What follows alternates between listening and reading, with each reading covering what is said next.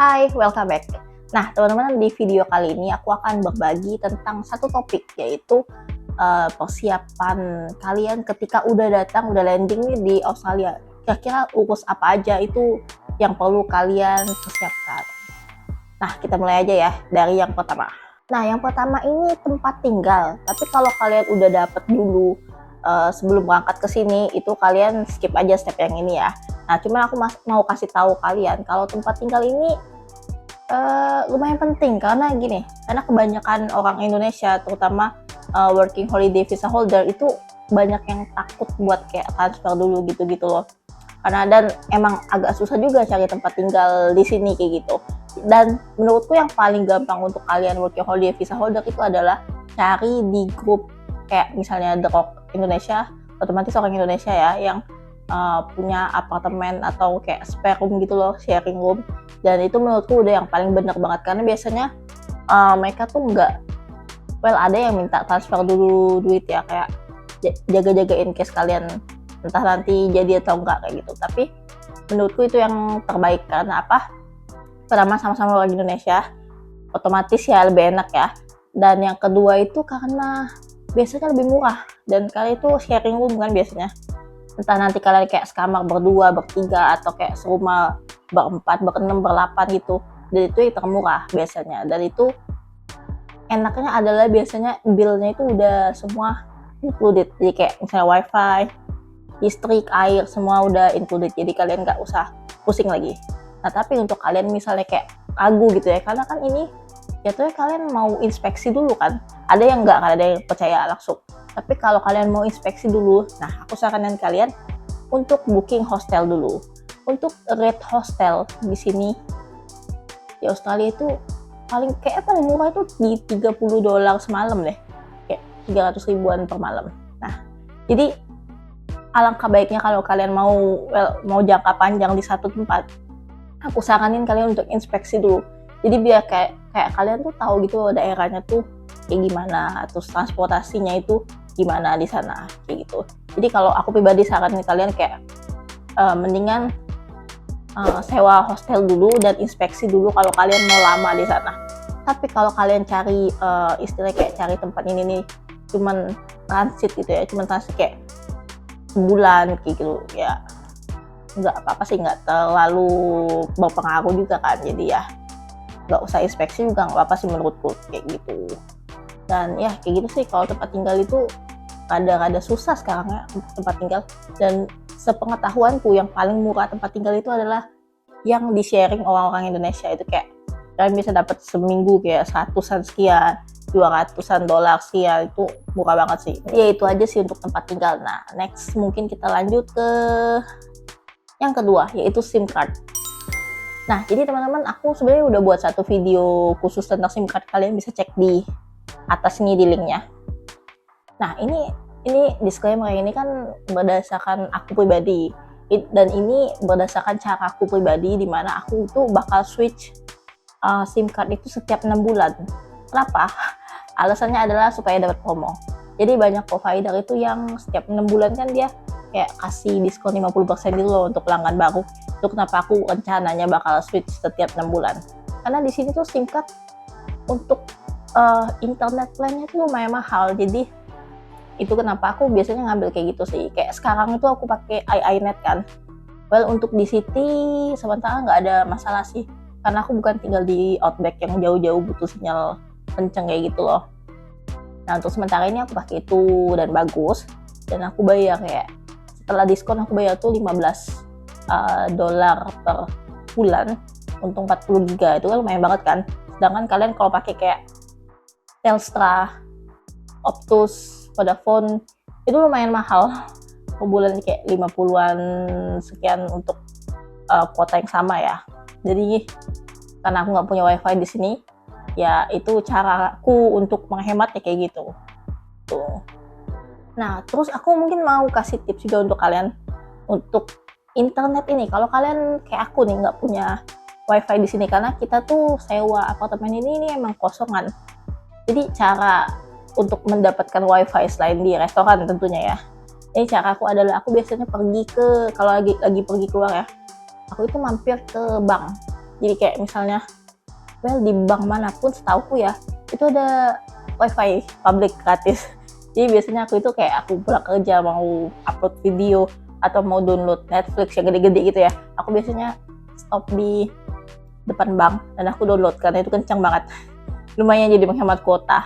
Atau ya kalau nggak mau di bank, kayak misalnya mungkin kalau kalian lagi kerjanya harus naik kereta gitu ya, itu ada biasanya di stasiun. Ya gitu-gitu sih untuk menghemat kuota lumayan, karena aku nggak ada wifi di sini. Tapi kalau kalian ada wifi di apartemen, ya put on you. Oke, next kita ke topik lain ya, yaitu tentang tarik uang di sini. Nah, ini kan dengan asumsi kalian baru nyampe di Australia. Nah, untuk ini disclaimer ya, ini menurut pengalaman pribadiku. Aku sendiri tuh baru tarik uang itu sekali, by the way. Karena waktu itu kepepet, aku pikir kayak aku butuh cash kayak gitu kan di sini. Takut gimana gitu kalau benar-benar nggak ada pegang cash kan. Dan perlu kalian ketahui juga kalau di sini tuh kebanyakan ya, aku nggak bilang semua, kebanyakan kayak misalnya tempat makan atau tempat belanja di pasar kayak gitu ya, itu kalau kalian pakai kartu itu kena charge-nya itu depend ya, tergantung. Ada yang kayak dia kenain berapa persen kayak gitu ya, ada yang kenain $1 sekian gitu, itu benar-benar berbeda ya. Jadi kalian harus cari tahu dulu. Dan ada juga tempat makan misalnya yang dia kasih tahu kalau kalian bayar cash itu kalian dikasih diskon berapa persen, untuk menghindari charge yang kena pakai kartu itu loh. Jadi kan ya nggak salahnya juga punya cash kayak gitu. Yang mau aku kasih tahu, karena aku sekali waktu itu tarik uang tunai. Jadi ini kan ini sebenarnya tergantung kepada bank yang kita tarikin tunai ya.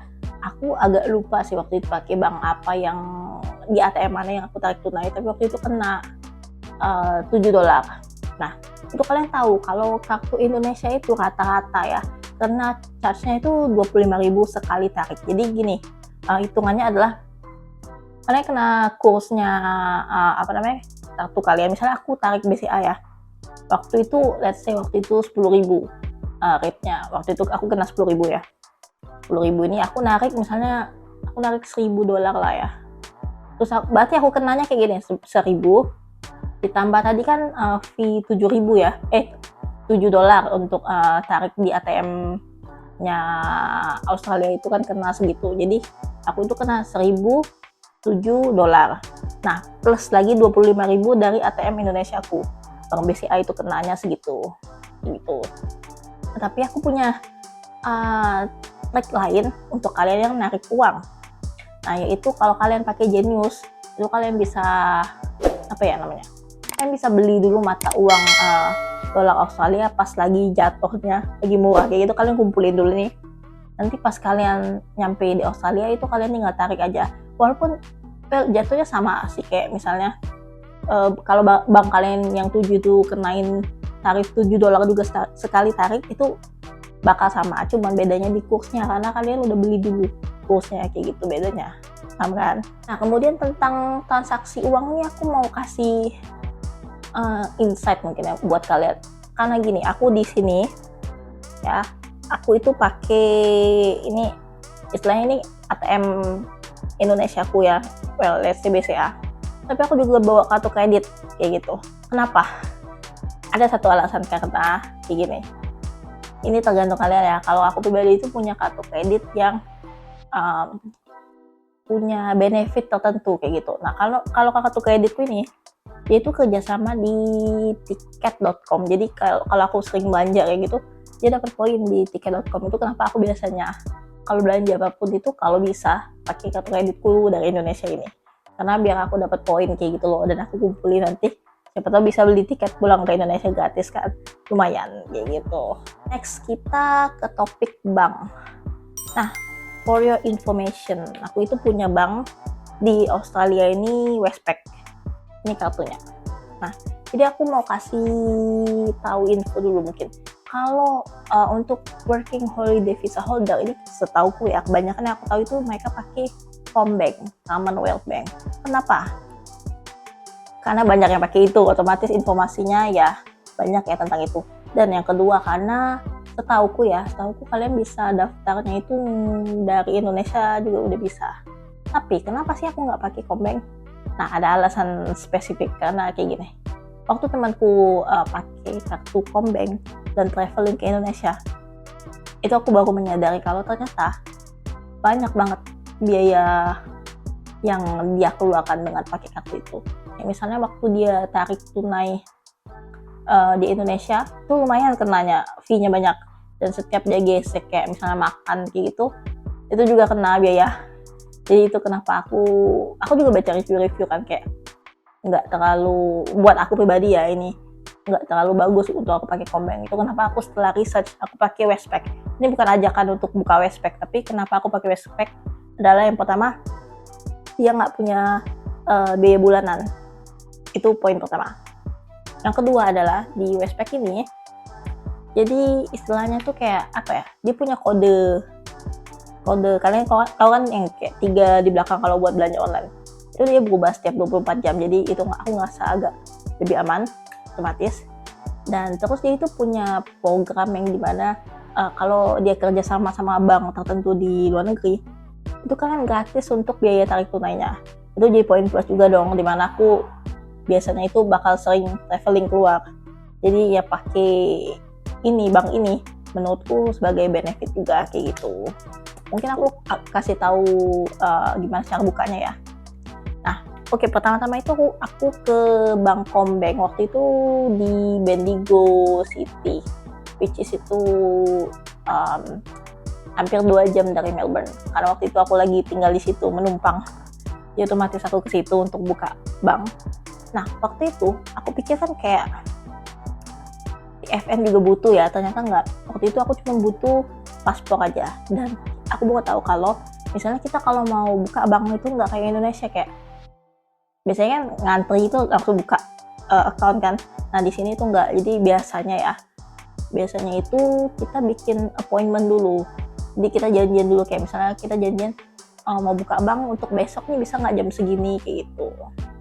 Nah, tapi untungnya waktu itu di Kombank itu mereka tuh punya sistem kayak virtual assistant gitu loh. Jadi kayak walaupun nggak ada orang yang available buat bantuin buka bank waktu itu, mereka punya orang yang kerjanya online. Jadi aku tuh kayak di satu ruangan gitu, kayak video call gitu loh sama CS-nya itu, dibantuin buat bank itu.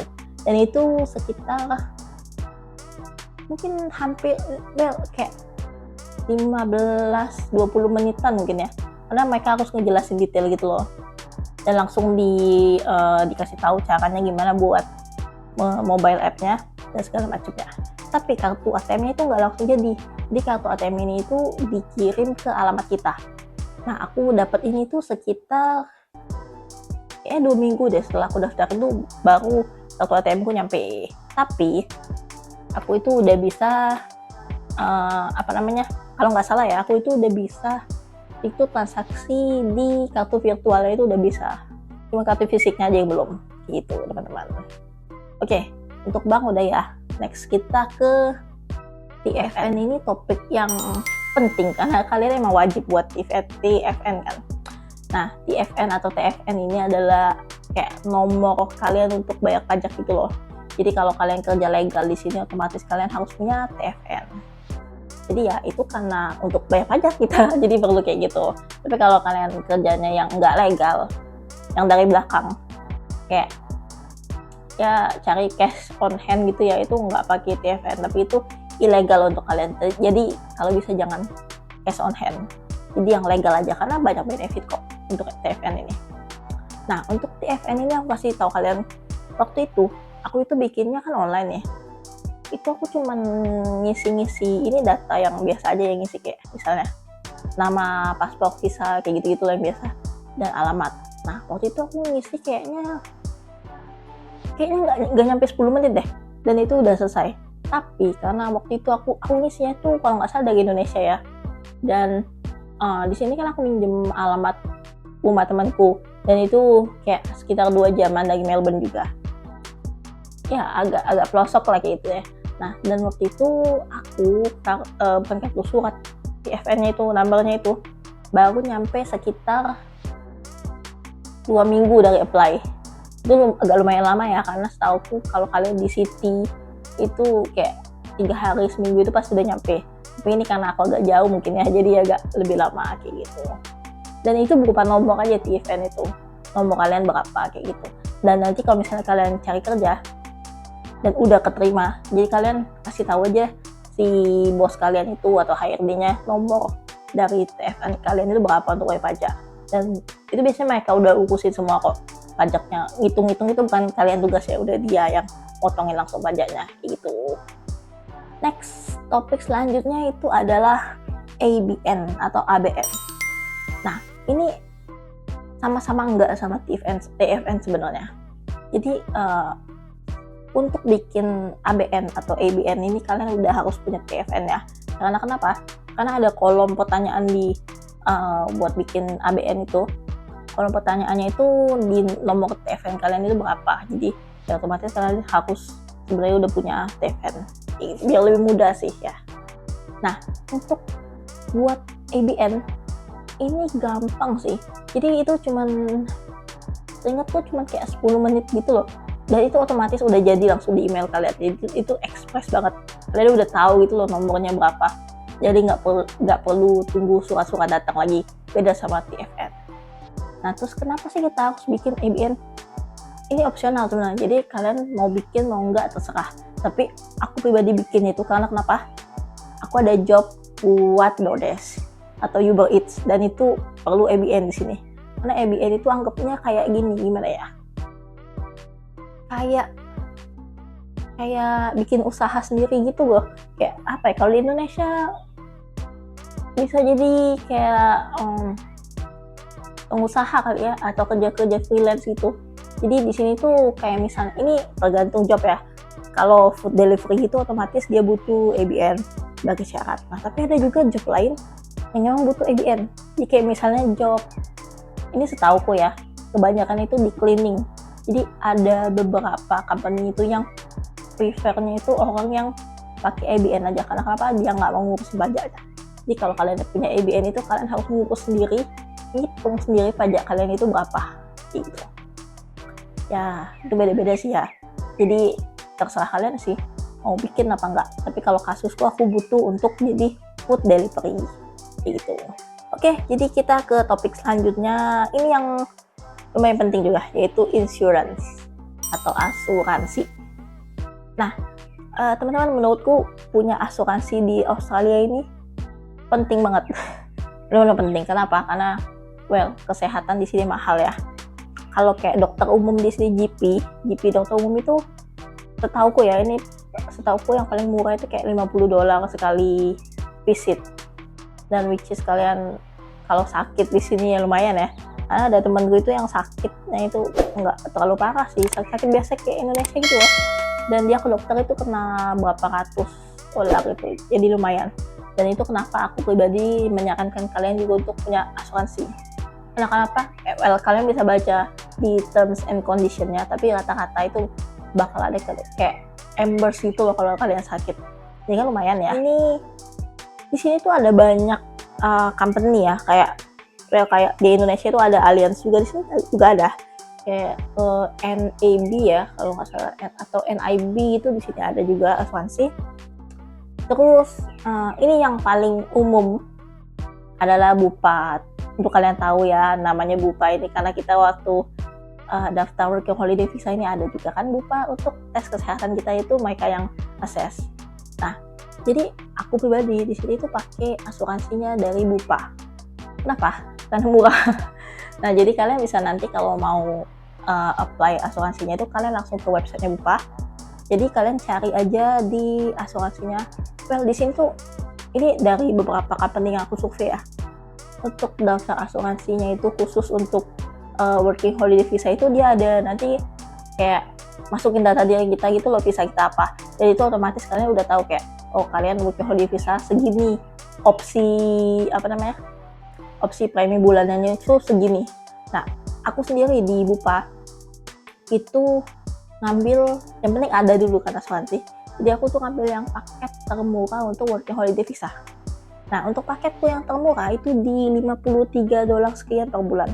Dan untuk bayarnya itu aku di auto debit dari kartu kredit Indonesiaku. Gampang banget kan. Nah, itu aku pribadi sih menyarankan kalian untuk buat asuransi. Karena kenapa? Kalian kalau bisa cek sendiri di di di grup-grup Working Holiday Visa Indonesia, itu ada beberapa kasus kecelakaan kan, dan kalian tahu itu kalau kecelakaan di sini dan ke rumah sakit dan sebagainya itu biayanya bakal mahal banget. Jadi itu kenapa kalian harus pilih asuransi. Apalagi kalau kalian untuk kerja yang beresiko, yang menurutku kayak misalnya bangunan gitu ya, konstruksi dan lainnya yang menurutku akan beresiko. Karena sebaiknya sih pilih asuransi yang bagus, yang limitnya yang limitnya gede, ya tanggungannya banyak. Itu kalau kalian kira-kira bakal kerja yang agak beresiko sih, kayak gitu menurutku. Dan pokoknya poin paling pentingnya adalah kalian harus sudah punya asuransi di Australia. Itu penting banget untuk kalian. Oke, kita ke topik kirim uang ke Indonesia. Nah, ini aku mau kasih tahu teman-teman kalau untuk kirim uang ke Indonesia, kalau kalian udah punya gaji nanti, kalau udah kerja, itu ada beberapa opsi ya. Misalnya kayak Western Union, ada yang paling sering orang pakai itu adalah Wise atau TransferWise. Itu yang paling sering tauku ya, karena banyak yang pakai itu kan. Nah, tapi aku pribadi itu mau kasih tahu kalian kalau ada satu aplikasi itu yang aku bandingin itu dari beberapa aplikasi yang aku pakai sebelumnya, yang paling oke, yaitu namanya itu Panda Remit. Nah, aku sih ada bikin video khusus di atas ini. Jadi kalian bisa cek aja gimana sih caranya kirim uang pakai Panda Remit ini. Cuman yang aku mau kasih tahu secara kesimpulan adalah ini itu murah banget, cuman kayak $3 per kirim. Berapapun kalian kirim itu $3, tapi kebanyakan adalah gratis. Kenapa gratis? Karena ada kupon di sini. Nah, kalau misalnya kayak kalian daftar itu pakai kode referralku pertama kali, kalian itu otomatis dapat $30 kupon totalnya, dibagi dari $3 kupon. Di totalnya $30. Itu dimana kalian bakal ngerasain kalau fee-nya nggak ada, dan lebih untung juga jatuhnya karena kuponnya tadi. Dan duit masuknya itu cuman 1 menit dari verifikasi. Keren banget kan? Nah teman-teman, aku hampir kelupaan ada satu topik lagi, yaitu masalah superannuation. Oke, jadi ini sih tergantung ya sebenarnya company tempat kalian itu kasih atau enggak. Nah, biasanya itu kerja-kerja yang kayak full time gitu mereka kasih di superannuation ya. Jadi secara singkat, superannuation itu kita anggap kayak kalau di Indonesia itu BPJS Ketenagakerjaan. Jadi kayak jam sostek gitu ya. Nah, ini superannuationku. Aku setelah kerja kayak 2 minggu itu baru datang dia di alamat rumahku. Dan ini BTW ini aku nggak ngurus sendiri ya, karena aku emang nggak bikin dari awal, karena aku kan nggak tahu ya kalau misalnya bakal dapat di company ini. Soalnya aku baca-baca tuh kayak bener-bener kerja full time gitu loh yang dapat itu, dan aku kan nggak tahu bakal kerja full time kayak gini. Aku kira bakal kayak ya casual atau part time gitu, biasanya emang nggak dapet superannuation yang kayak gitu. Nah, karena aku sekarang ini full time di company ini, jadi dapet ya. Nah, ini superannuation tuh aku belum baca BTW. Tapi ya kayak gini, dia ada kayak nomor member gitu loh. Dan ini karena company ku yang daftarin aku, jadi aku langsung dapat surat kayak gini, dikasih tahu loginnya itu lewat mana, dan nanti dikasih tahu gitu loh total superannuation itu tuh ada berapa. Nah, untuk pengalamanku di company ku sekarang ini, itu aku dapat super itu sekitar $100 per minggu. Berarti sebulan itu aku bakal dapat kayak $400-an dolar per minggu. Nah, apa sih sebenarnya super ini ya? Jadi super ini dia ya tadi kayak BPJS Ketenagakerjaan, tapi kalau kalian dapat super kayak gini, itu kalian ada 2 opsi nih ya. Kalau kalian bakal tinggal selamanya atau sampai tua di Australia ini, dan mungkin nanti bakal jadi kayak PR atau apa, ya kalian jangan cairin supernya karena nggak bisa juga kan. Nah, ini nih lebih kayak ke uang pensiun kalian gitu loh. Kalian bakal dapat nanti tiap bulan kalau udah pensiun kayak gitu. Ya nggak bagi uang pensiun ya. Tapi ada opsi lainnya. Kalau kalian itu bakal balik for good ke Indonesia. Biasanya kan kalau kayak entah kalian mau setelah working holiday visa ini bakal for good ke Indonesia atau ya gimana gitu ya, atau nanti bakal nikah mau pulang ke Indonesia kan. Nah, uang yang di account super ini kalian bisa cairin sebelum kalian pulang nanti. Dan itu lumayan banget loh kalau kalian cairin ya. Jadi ya itu aja sih tentang super. Jadi well, itu lebih kayak bonus sih sebenarnya ya kalau misalnya dapat company yang bakal kasih kalian super ini. Ya kayak gitu aja sih sebenarnya video kali ini. Udah semua sih ya, dari mulai tempat tinggal, SIM card, terus tarik uang di sini tunai, terus juga bank dan TFN, ABN, asuransi tadi juga udah. Oke, nah mungkin untuk kalian kalau misalnya punya pertanyaan lainnya bisa komen aja di bawah di kolom komentar ini. Jadi kalau misalnya aku punya waktu nanti aku bakal bikin video selanjutnya kira-kira apa sih yang harusnya aku bahas kayak gitu. Oke, sekian dulu video kali ini. Jangan lupa untuk subscribe di bawah ini untuk bikin aku lebih semangat untuk berbagi di video-video selanjutnya. Oke, see you on the next video. Bye.